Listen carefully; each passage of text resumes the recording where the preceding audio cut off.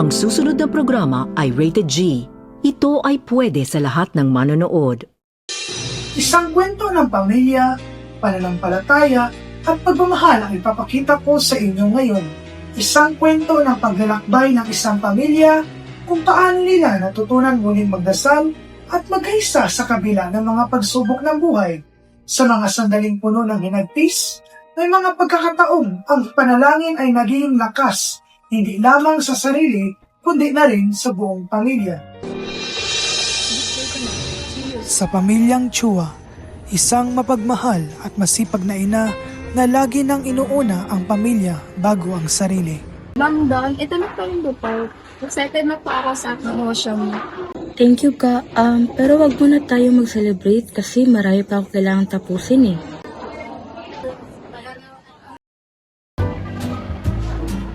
Isang matalino at determinado niyang anak na gustong maintindihan at mapakinggan. Good afternoon. Excuse me po, letter for Chua daw po.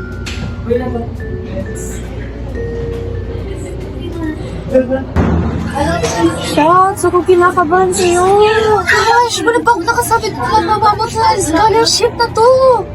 Wala na, problema mo na yun. Bye. Thank you.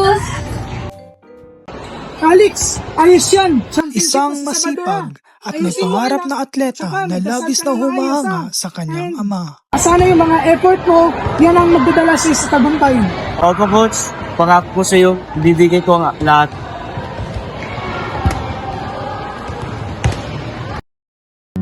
Isang tahimik, ngunit maalagang ama na handang magsakripisyo para sa pamilya. Ngayon ko lang pumapasa ang outfit ko. Sorry po, hindi ko mapasa.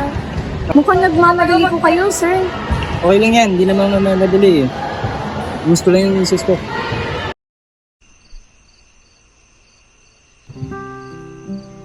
Panginoon, salamat sa biyaya ngayong gabi. Amen. Ba, walang amen? Papayag kayo sila. Bukas na lang sabihin yung dugas kami ng tawa at papa. Oo nga, baka pagod lang sila. By the way, magsimat tayo bukas ha. Sama-sama tayo pupunta doon kasi matagal na rin tayo hindi nadalal bilang pamilya. Okay? Calix, Trevi, sasalita ang nanay. Isin ba tayo bukas? Opo. Okay, sa Lunes, marami tayong importanteng gagawin ha. Mahal, anak. Opo.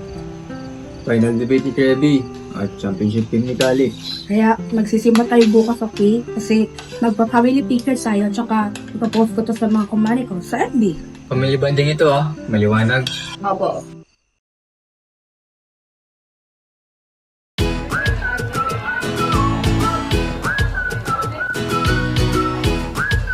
Ma, O anak, mauna po muna kami. o sige. Sige ka na tayo sa simbahan. Okay pa. Ma, ice cream tayo. Libre ka. Wow, bait-bait sa nanay ah. Bakit? Bawal bang ilibot ko ang pinakamagandang nanay ko sa buong mundo? Ano ka ba? Ako lang naman ang pinakamagandang nanay, no? At wala ka ng choice, no? Hindi po.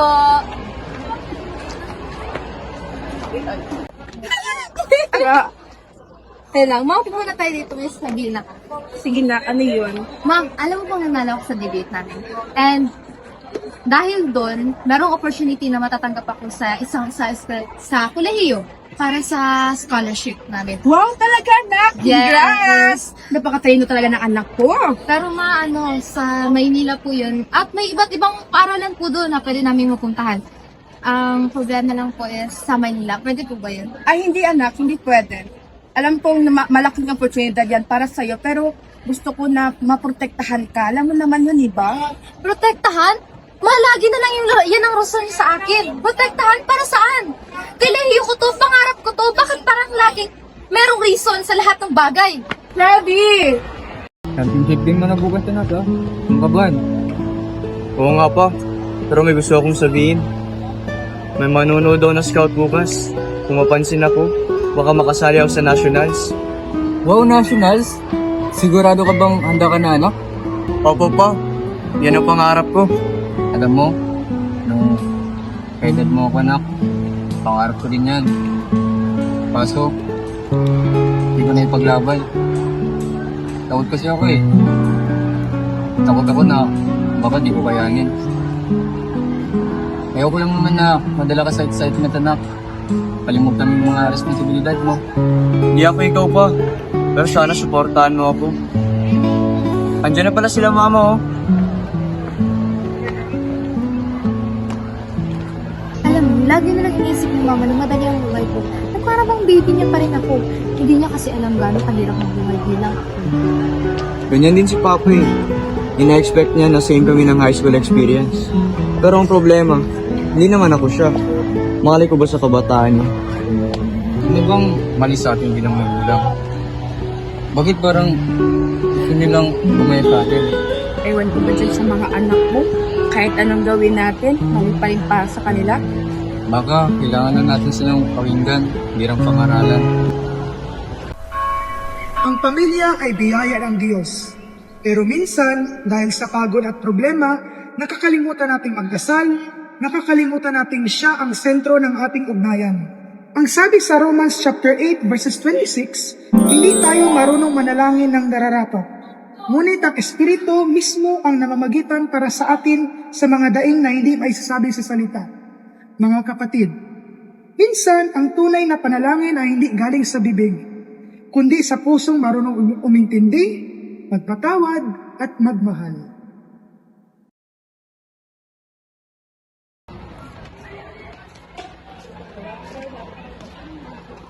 Sana hindi na lang ako sumama dito.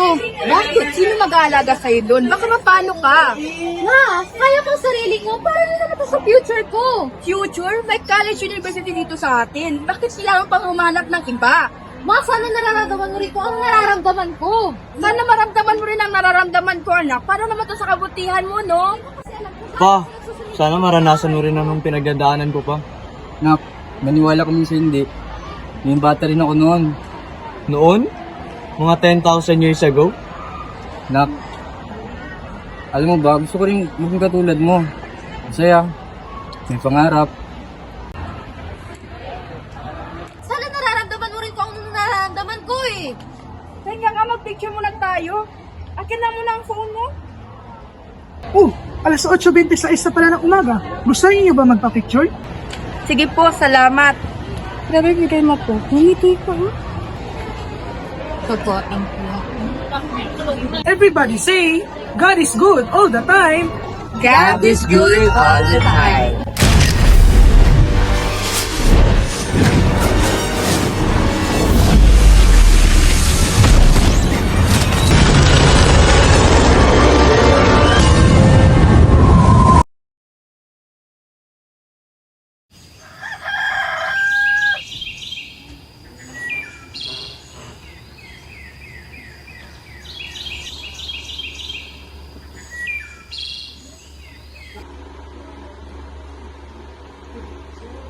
Ma, ba't ka nandito sa kwarto ko? No, nandito ka sa kwarto ko. Ba't tinatawag mo kong ma? Malamang, ito ang papa ko. Ha? Nanaginip ka ba? Ba yan ang iniingay? Man, puntahan mo muna yung mga anak natin sa kabilang kwarto. Man.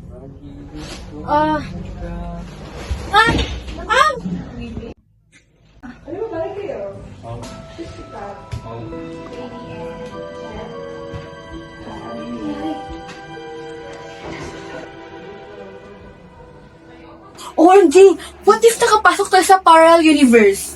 Ha? Ma? Okay ka lang? Parang si Krabby, adik sa palabas. Pa, ako to, si Krabby! Sa tingin ko, nananaginip lang ako. Kapalin mo nga ako? Ikaw pa, sasapalin ko? Di na si Papa. Sige na nga! OMG, sorry pa! Ano nangyari dito? Ikaw ba yan? Ma, ikaw ba yan? Ano nangyari? Alam ko naman na tumatanda na ako. Pero pagkagising ko, nasa kwarto na ako ni Calix.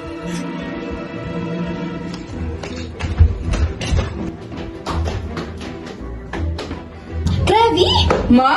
Calix? Ha?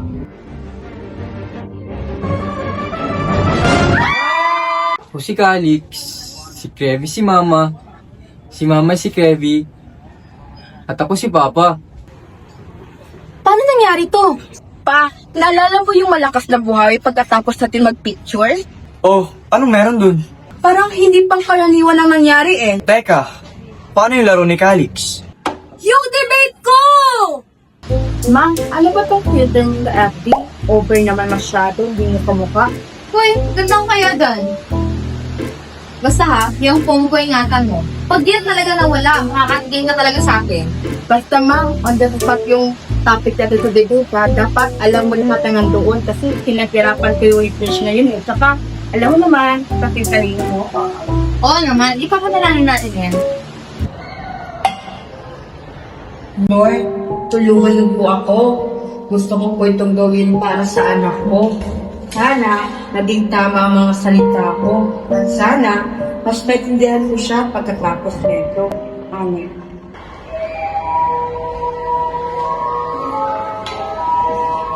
Nak, kaya ko ba to? Kaya mo yan pa. Kung nagturo sa akin ng badminton eh. Oo nga. Ay nako, makakalaro na ulit.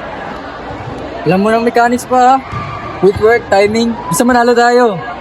Pinagpatuloy yung pangarap ko noon, Nak. Oh. Salamat.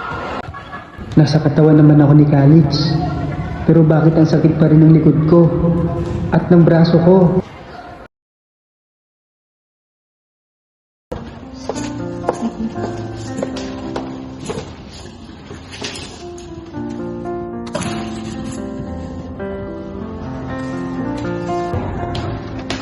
Ma'am, ito po lahat ng report mo. Kailangan ko yung basahin. Pimahan tsaka basahin lang sa tangan. Ganito po ito araw-araw. Kaya pala parating pagod si Mama.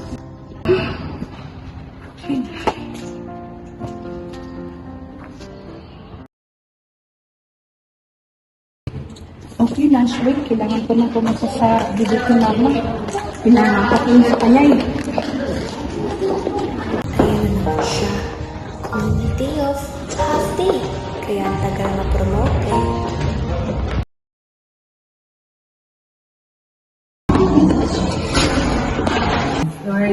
Please, gabayan mo po si Mama. Nasa katawan siya ngayon. Pero dahil sa rin niya, ang puso niya, yung tapong sana maiintindihan niya kung gaano ako pinaghirapan para sa pamilya at pangarap ko. Sana makita niya yung tunay na ako. Amen.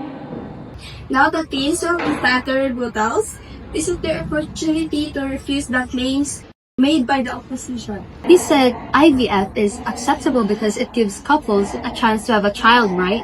Yes, that's what I said. And you also said every embryo created through IVF deserves respect because every life matters. Of course. So if every embryo matters, do you agree it's wrong that many embryos are discarded during IVF? Yes, they matter, but... So, you agree that the process harms the very lives you say matter. Therefore, you agree to my stand. That is all.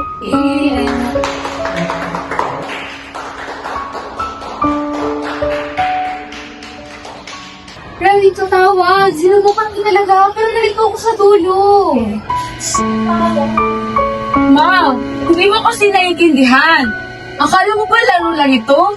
Pero para sa akin, ito yung paraan para mapatunayan ko ang sarili ko. Bakit yun talaga, anak? Hindi ko alam na ganyan pala yung nararamdaman mo. Sorry dahil hindi ko napansin lahat ng mga pag-iirang nararamdaman mo dito sa eskwelahan. Ma, gusto ko lang naman naiintindihan mo kung wala na umpisa. Anak!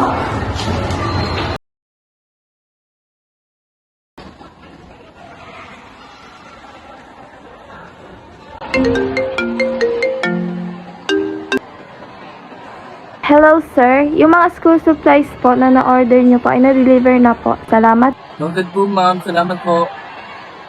Panginoon, gabayan niyo po ako ngayon. Bigyan niyo po ako ng lakas, focus, at isang kalmadong isip para magawa ko ang gustong mangyari ng anak ko. Samahan niyo po ako sa bawat hakbang at naway maging isang biyaya para sa amin ang larong ito. Amen. Calix, galingan mo, Calix, ha? Ayusin mo pagpalo mo, pag-smash.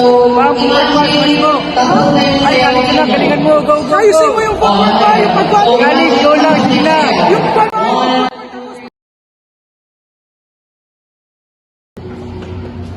Calix, anak. Sorry. Sana mapatawad mo. Sayang ko yung opportunity mo na maka-nationals.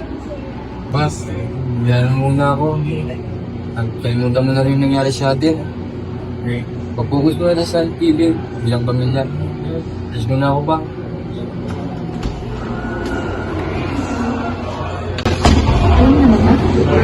Hindi ba?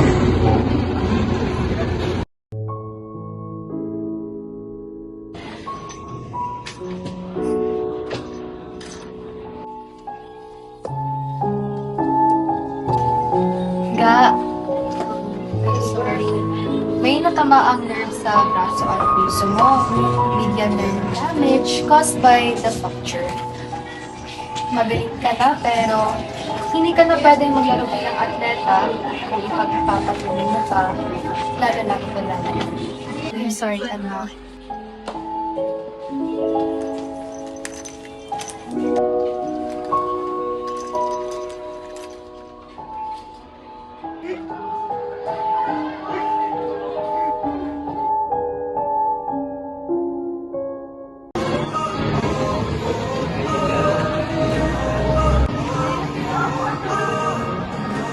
Ito po, para sa mga nasalanta ng bagyo ng Juan.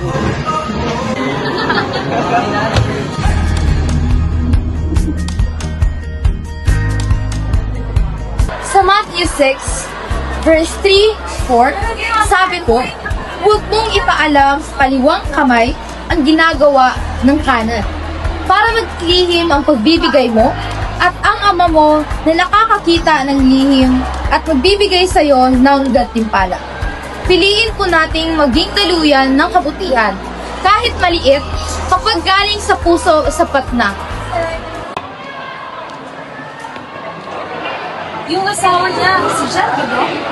Siya yung hindi na natuloy sa pagiging atleta dahil sa isang aksidente. Oo nga, pero nakakatuwa yung pangarap ni Jet. Ngayon, tinutuloy ng anak niya. Ma'am Don, grabe kayo. You really live in hope and faith. Pati komunidad, tinutulungan niyo. Salamat. Nakikita kong mahal na mahal niyo ang isa't isa kahit ang daming sakripisyo ang ginawa niyo. Sakripisyo? Opo. Gaya nung na-delay ang promotion mo dahil pumunta ka sa event ni Kirby. Mauna na po muna ako.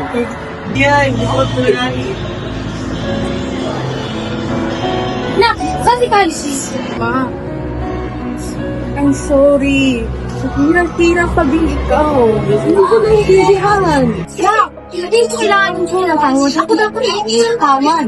Eh, anak mo, maliho. Na ako'y nag-decision para sa pangarap mo. Tama ka. Ikaw dapat ang sunod. Dahil pangarap mo yan. Para sa sarili mo. At, ang gusto mo lang naman. Ay, maging okay.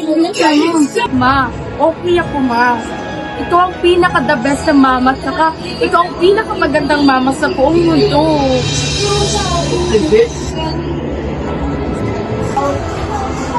Kali, sino sumasagot? Ha?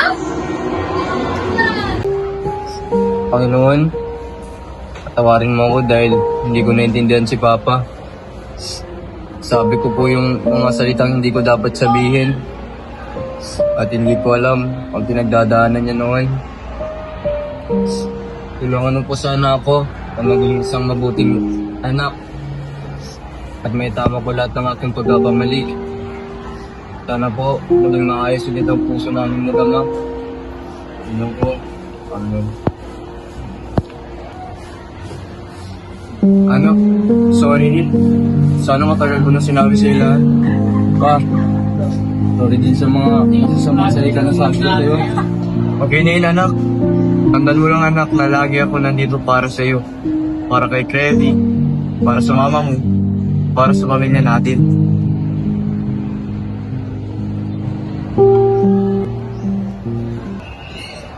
Tama ka, Alex! Alam niyo na paano makabalik doon. Katingin ko, kailangan natin bumalik sa lugar na yun. Sa parehong oras, alam ko sa 26. Kaya lang palang hinahintay yun, tali na! Tara!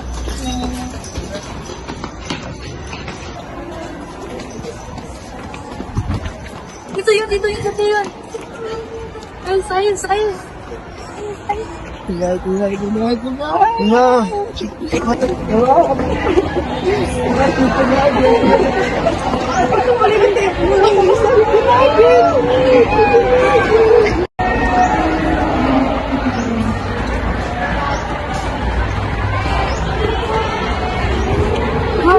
Bakit parang walang nangyari? Paano to?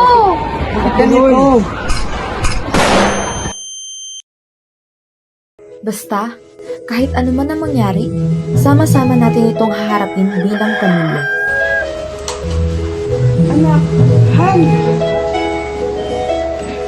Sa huling sandali ng kanilang kwento, ang pamilya ay natutong magpatawad at magbigay ng pag-unawa sa isa't isa.